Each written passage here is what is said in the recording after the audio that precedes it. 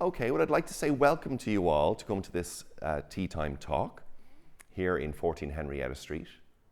And I'm very delighted to share my passion for deaf history with you all this evening. And the topic I'm going to talk about is here, up on the PowerPoint: the impact of education on deaf people in 19th century Ireland.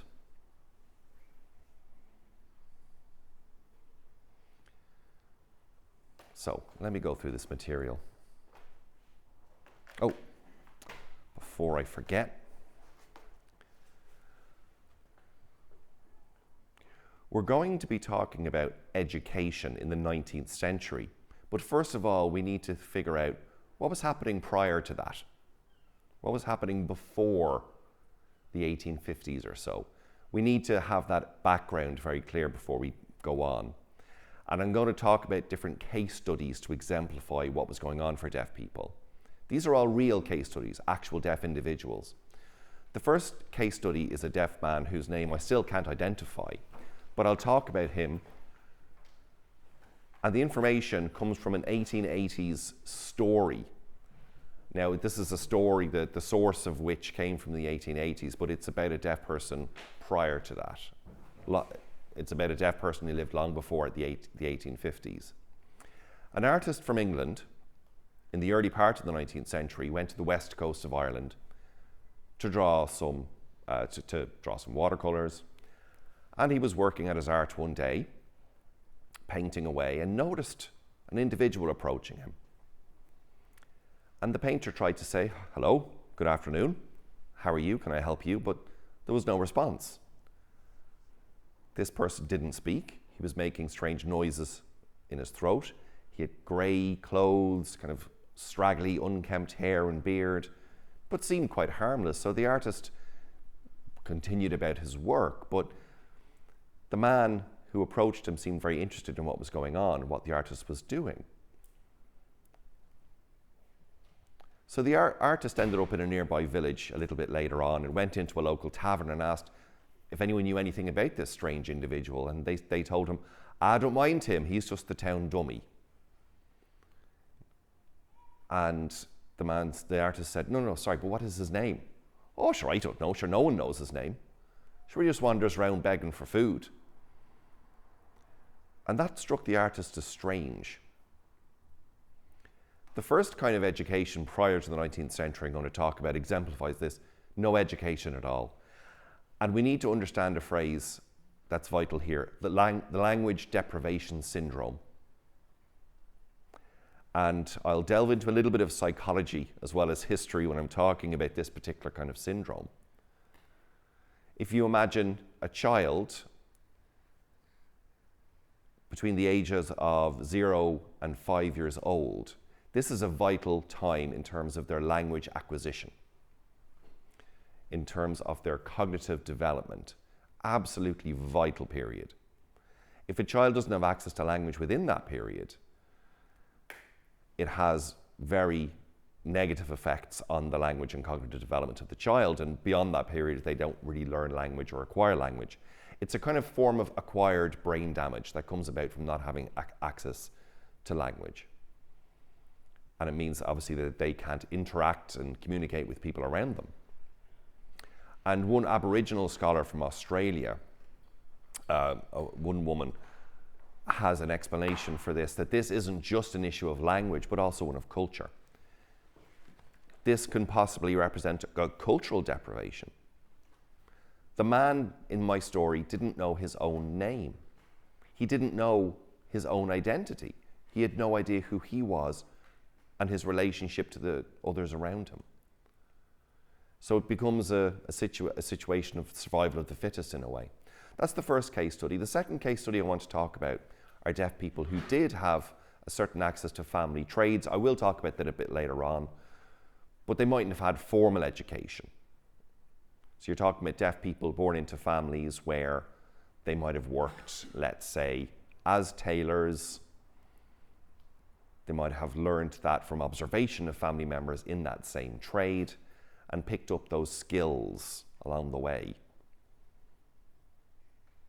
And so they were able to make a living and contribute to supporting the family through the observation of what their family were doing.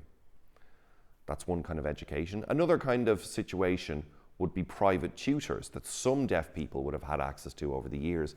And I've given you 3 different examples of deaf individuals from that background. They were able to get education through private tutors. So 3 deaf individuals.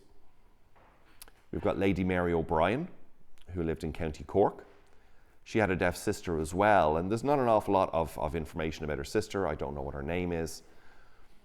But both of the ladies had a private tutor from England who used a form of finger spelling to educate the 2 ladies. They learned to read and write, and when they grew up, they became proper ladies, members of the landed gentry. They would have supported the royal cause in Ireland. They would have been very involved in that and so on. They would have been born in the 1730s or so. The second example is a deaf gentleman named John Burns. John Burns was an orphan. His parents would have died in a house fire. He lived in County Monaghan, and his parents died when he was 10 years old. He was orphaned. And he was quite fortunate because there was a local Church of Ireland clergyman who helped to educate him and teach him to read and write. And so John Burns grew up, was literate, was educated, and had his own business. Now, he had a sad story. He died when he was only 45 years of age, but he seemed to be the first person who was born deaf and who used sign language, who also wrote and published a book. And that's how we know of John Burns.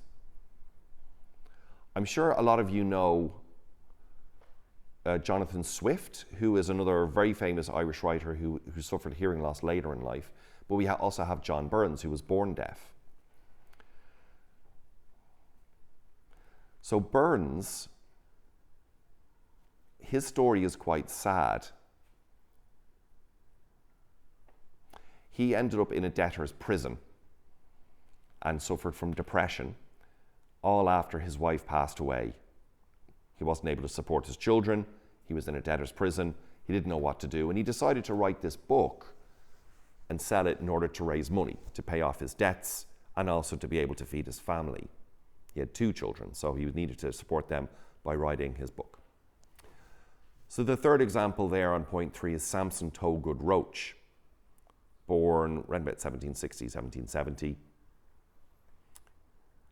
And Roach, again, had access to a private tutor as a deaf child. He became very well known as a portrait painter, those little miniatures that you would see at the time. He was paid very well to paint these. And he was well known in particular for painting watercolours of everyday life, scenes of everyday life. And his work was extremely popular and caused a stir. A lot of the time it was because it was very rare for people to see watercolours of everyday life before the famine. So the famine in the 1840s, before then you would have portraits of rich people, of themselves, but very little scenes of just everyday life in the country. People washing their clothes, people rowing a boat. All these different scenes of normal rural life Roach was able to capture in his watercolours. Point number 4 here is a different kind of educational background, mainstream education, I suppose you might call it, for deaf people. I've mentioned the names of 2 deaf pupils there. Thomas Collins is the first, and Agnes Beedham is a very well-known figure in Irish deaf history. Thomas Collins was the first deaf pupil in Claremont, which was the first deaf school in Ireland and opened in 1816. But before Thomas Collins went to a deaf school, he was in the House of Industry, which is an old name for one of the workhouses in Dublin. So a gentleman named Dr. Charles Orpin worked in the House of Industry and was very interested in Collins. And he decided to set up a school for Collins and other deaf children within the House of Industry. Agnes Beedham came a couple of decades later on. She was a young child, and she was educated when the Catholic Institution for the Deaf and Dumb, which was what the institution was called at the time, was set up in 1845. Now, prior to their schools opening, they went to France and learned how to educate deaf children, and Agnes Beaton was the first girl to enter the school of St. Mary's for deaf girls. So they are kind of the first examples of mainstream schools being opened for deaf children. Now, I'm mentioning Lord Carberry here, but I'm talking about the 1810s and 1820s. It's a bit later than the other examples I've given, but that's because it's linked to my next point. Lord Carberry was born in the first decade of the 19th century, had access to a private tutor, and his parents were lords and ladies, members of the gentry. They didn't want a son who was uneducated. So they wondered where they could send their deaf son. And they decided to send him to Paris. And Paris at the time had a very well-known school for deaf girls and boys. So he was educated abroad. Any questions before I go on? It's a question. What is the difference between the House of Industry and the workhouses? Personally, I think that the difference was really just in the period you're talking about. So that's what it was called at one period, and then it changed its name. Now, the actual system itself might have been slightly different as well in terms of the policies. But really the big difference is just, the years that you're talking about, the period. So the House of Industry reflected a period where people were considered to be vagrants or layabouts and were kind of herded into this institution. But the workhouse was quite a different system in terms of its ambitions and its system. So the House of Industry is just an earlier phase of the workhouse system. Okay. Any more questions at this point? Okay.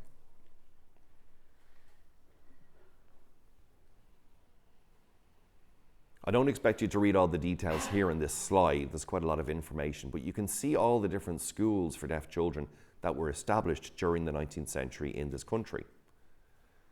The first school was opened in 1816, and you can see at you might kind of think to yourself, then what is so important about this? Well, education for deaf children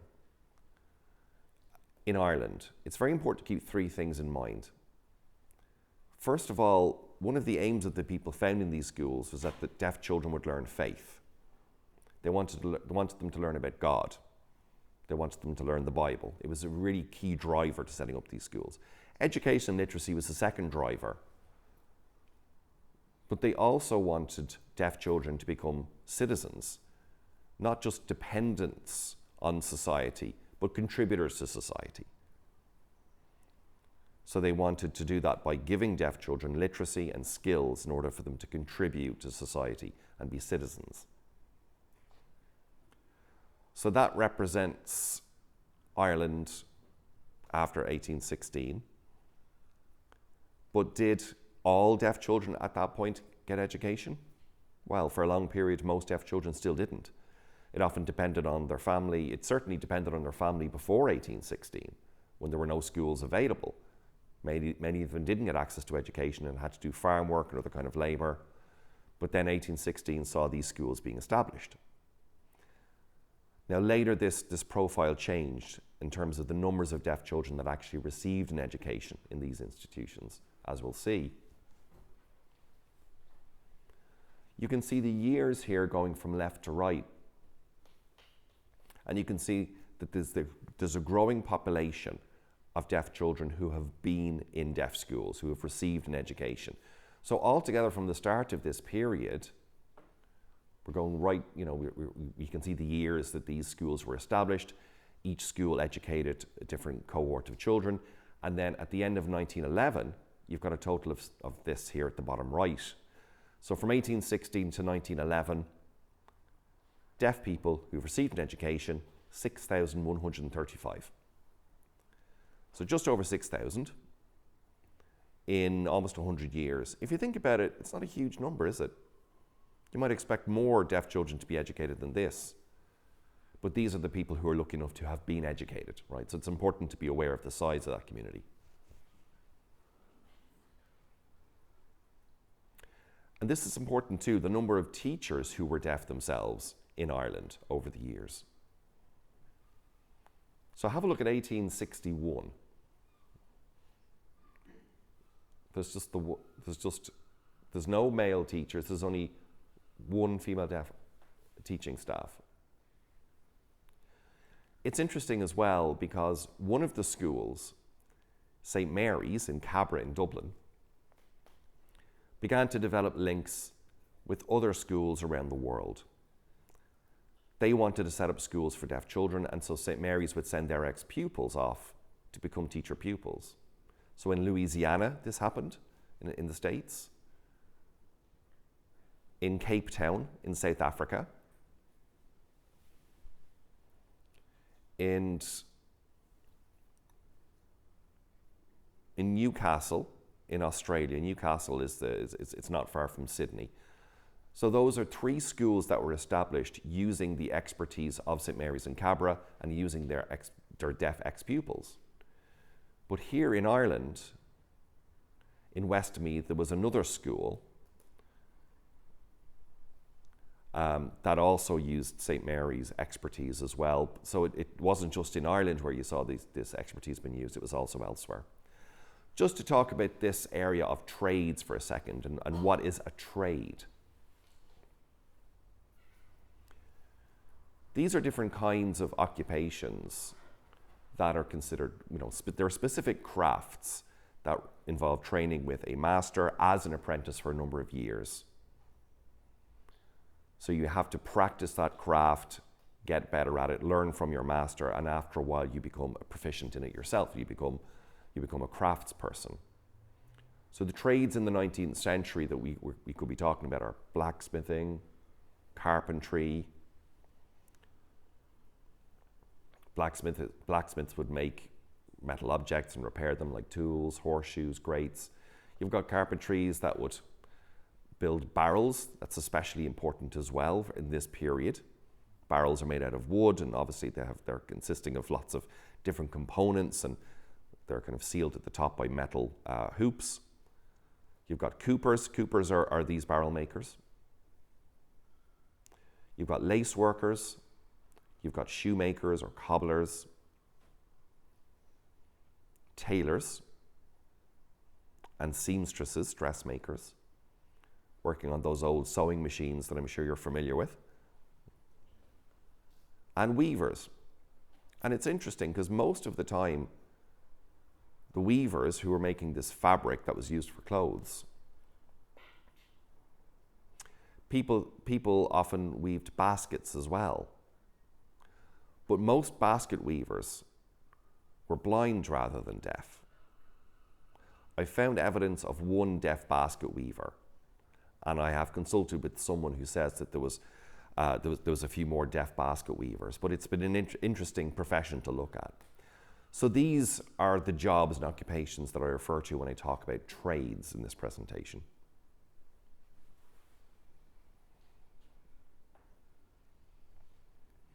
So the Deaf Heritage Museum has a number of these slides and visual displays I'm using here in the presentation. And in the schools in Cabra, a lot of these trades were taught. The Deaf Heritage Museum would have an awful lot of paraphernalia that show this. The education in the 2 schools in Cabra for boys and girls was based heavily on reading, writing, and arithmetic, the 3 R's. And trades were heavily taught there.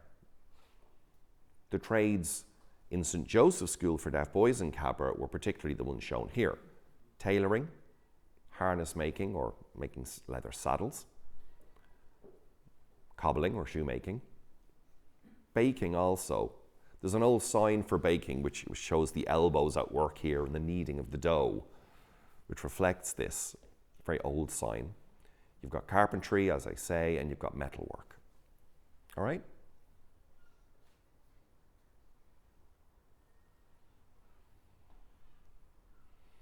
So you can see the cobbling at work here. And these pictures are done by a deaf artist who was himself a teacher. Thomas Mahon was his name. He worked in the deaf school in Cabra. You can see the black background here. In the Deaf Heritage Centre, you'll see that there were these old black curtains. But the old black curtains, old as they were reused to teach the boys in this picture form about the different trades and to teach them language in relation to these different kind of trades.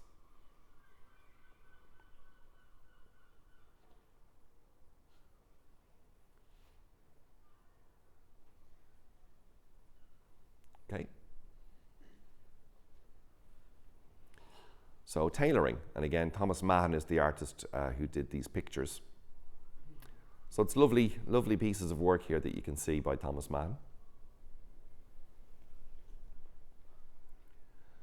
And I just want to talk about one pupil, Mary Keneally, whose story is really, it's one that really touched me. And she was a very selfless person. In the 1860s, Mary Keneally was in the Mallow workhouse, a deaf woman, and she wrote a letter to the nuns and the Catholic Institute of the Deaf and Dumb in Dublin. And Mary Keneally said in the letter, "Can you please set something up for deaf people? I want to go to school to learn to read and write and learn more about God. But I also want to learn a trade. Can you help me?" So it was decided to do something along these lines, and the timing was perfect. Because a workroom had just been constructed for older women in St. Mary's School. Prior to the 1860s, the girls who entered St. Mary's were limited to those of age up to 16. But there were a lot of older women who wanted to be admitted to some kind of institution, but nothing could be done for them. But when this workroom was constructed and ready, then women were brought from the workhouses, about 60 or 70 of them, to do some work like this. One woman was so old that she wasn't able to learn to read and write effectively at that late stage, but she certainly was able to learn seamstressing and lace work, and she picked it up very, very quickly. So even though she didn't have an academic education, a literacy education, she learned a trade. So thanks to her, St. Mary's had a workroom and focused on these industrial trades. So that's St. Mary's. What about St. Joseph's? What about Claremont? St. Joseph's was the other one of the Catholic schools for deaf children, along with St. Mary's. Claremont was the Protestant school for deaf children. All those three schools were in Dublin, and all three did offer some trades-based education and training. I don't know if any of you know the Christchurch area. There's a lovely, there's a building that's gorgeous. It's full of character. It's called Kinlay House. It used to be a hostel. That particular building near Christchurch was used by a lot of the boys in Claremont when they qualified school and left school. And it was kind of used for further education for a lot of those deaf boys from Claremont. They would go to Kinlay House as young men and receive trades-related training there. So there was a kind of a cluster of them in the Christchurch area. So St. Joseph's and St. Mary's did, went about things in a very different way, and they did it all in-house. Any questions on this point before I go on? Is this room in St. Mary's? It is indeed, yes. Yes, it was, whereabouts in the building was it? It was kind of up at the top floor. It was used for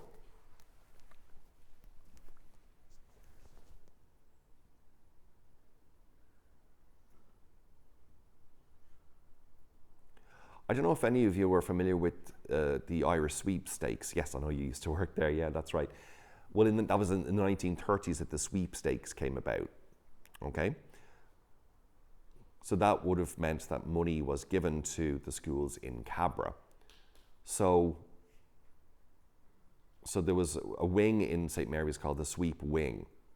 Now, 1902 is where this picture is from. So this room is in the older part of the building, upstairs. So it's not in the Sweep Wing. This is a really interesting diagram here and a statistic to bear in mind. A lot of schools, as we've seen, were established in the 19th century for deaf children. And that began in 1816. At the time, you had a huge amounts of deaf children without any education. And then if you look at the number of deaf children who had education at the time in 1851, at the start of this diagram, still very low. So if you think about formal and informal education, I suppose there is a difference. I'm talking about formal education here. Those who had gone to school, who were in a classroom, who were being taught by teachers. Informal education is very different. Maybe they would have learned from family or learned from observation. So this diagram is just showing formally educated deaf children. And you can see the percentage of deaf children receiving education did rise through the years, and uneducated deaf children, the percentage fell. But it begins in 1851, and as I've said, in 1816, the first deaf school opened. The years following saw more deaf schools being opened and more deaf children learning to read and write, gaining an education, and the percentage of deaf children who could read and write began to increase. But still in 1851, most deaf people couldn't read and write. And you can see that very clear drop in the numbers of uneducated deaf children over the years, that red line. And then the number of deaf children who received an education, you can see, is rising through the time. But it's rising slowly. And it was almost the turn of the century before you could say that most of deaf people in this country had an education. For most of the 19th century, most deaf people did not have an education. They could not read and write. So it's only at the turn of the century you saw that trend being reversed and the majority of deaf people being educated in schools. All right? Yes.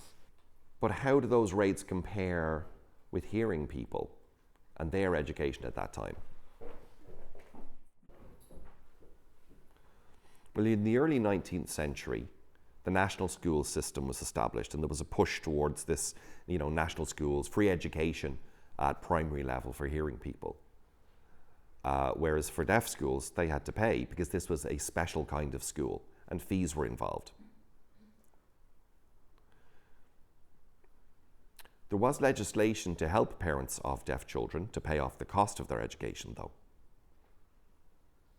So to answer your question, speaking comparatively, the general population, far more hearing people were educated than deaf people. The number of deaf people in comparison was very, very small. It didn't become standard to see deaf people being educated until much later. Anything else? Okay.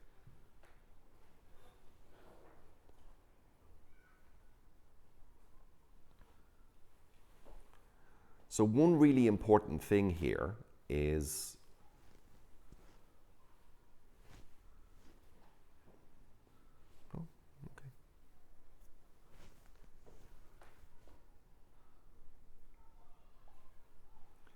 just to go back to that question there that you asked about education and the fact of education being fee-based rather than free education.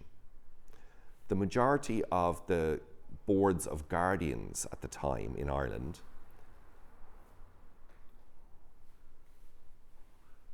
boards of guardians were responsible for running the workhouses that were located around the country in the poor law unions. And they would gather rates from the local population to do this. And so once they had accumulated these rates and collected these rates, I've a book here, actually my article in this book will explain a little bit more about that, as Donal has said. There's a few free copies there and maybe some more downstairs. And then you can find more in the library as well. The libraries are around Dublin. But the legislation at the time would have said, this was a guideline. It wasn't required, so just remember this. It wasn't a requirement on the boards of guardians. But the guideline was that a board of guardians individually could decide, the group of people running the workhouse could decide to contribute to the fees of deaf children going to deaf schools, up to £15 a year, which is a substantial amount of money at the time for a family. So on what grounds was this decision made to pay or not? They would pay for deaf children to be educated on the basis that they were paying for deaf children to become good members of society, contributing to society, able to contribute to the economy. Basically, the boards of guardians were looking for a return in their investment. So this return in their investment was the key driver as to whether the boards would contribute or not. Now, a lot of boards of guardians would think to themselves, well, let's look at this particular situation of this deaf child. I'm not sure if we're going to pay. Other boards of guardians were far more willing to pay. And one interesting thing is that city workhouses, so for example, Dublin City, Limerick City, Cork City, those boards of guardians were kinder in that respect and were far more willing to part with the money to have deaf children educated. But rural workhouses were a very different story. Maybe because they had less solid financing than urban workhouses. If they felt that a deaf child wasn't learning quickly enough or they weren't able to learn, the Board of Guardians would stop paying for their education and get them to come back to the workhouse. So a lot of them did finish their education when they were sent, but many didn't, and they often returned to the workhouse and had to stay there. Okay?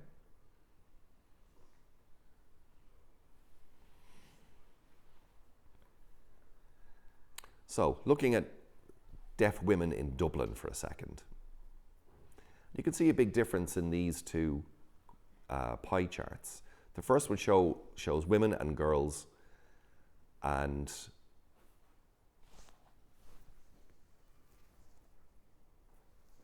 a lot of the pupils are represented in this pie chart. Obviously, St. Mary's is in Dublin. You've also got Claremont in Dublin. So the amount of pupils, school pupils among the deaf population of Dublin is quite large, and you can see this in the pie chart. So I said to myself, looking at these figures, hang on a second, let's leave school pupils out of the equation for a moment and focus on deaf women in Dublin who are adults, rather than just adults and children, and we get a slightly different picture. 53% were unemployed in 1911. A lot of them lived in tenement buildings just like the one we're in now, in Henrietta Street. However, we do have to remember that this second pie chart, people may have lived in the tenements, yes, but then there were others who were in institutions and who worked in those institutions. They may have worked as cleaners in schools. They may have worked as maids, domestic servants, laundresses. So in lots of institutions, you would find deaf women living and doing that kind of work.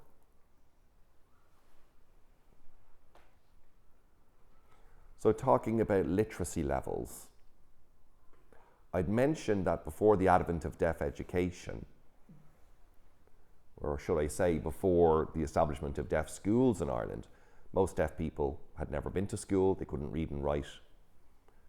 I'm focusing on women here specifically.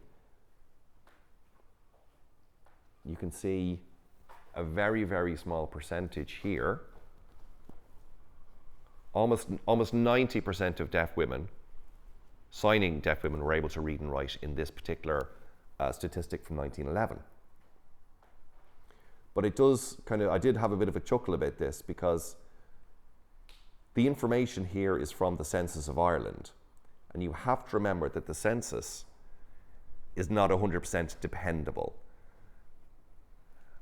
They were often filled in, these census forms, on behalf of other people. And so you saw phrases like deaf-mute being used in the literacy column.